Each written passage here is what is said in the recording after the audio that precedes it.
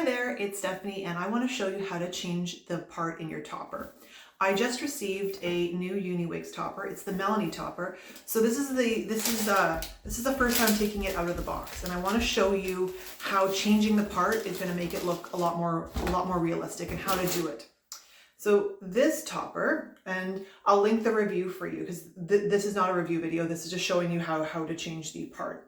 This topper is right out of the box, and I want to show you what the part looks like right out of the box. So this is a great topper, and you could wear it like this, but what I find is, I'm going to zoom into the part here. When you look at this part going just right down here, it's fine, but if we give a little bit more of like a zigzag in there and we change it, it's not going to look so like machine made right down. Most parts have a little bit of variance in it, and this video is going to show you how to do that. So we're going to move this topper over to my little headstand. Okay, so now I have put my topper on the stand. This is a stand that I got from Amazon, and I'll put a link in the description where you can get these stands. And then I'll just put some pins in there to hold it in place.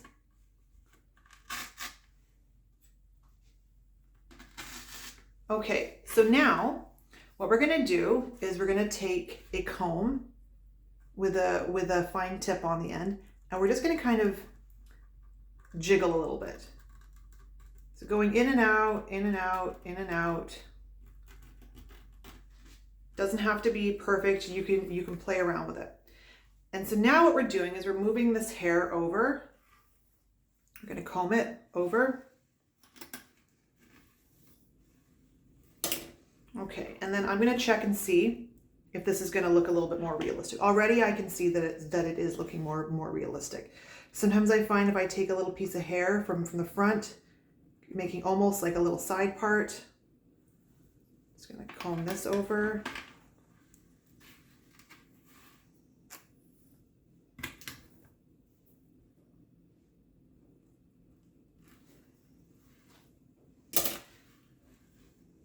Okay, now for the trick. First, I'm just going to get a little clip. Let's hold this hair into place. Let's hold it into place how we'd like it to look.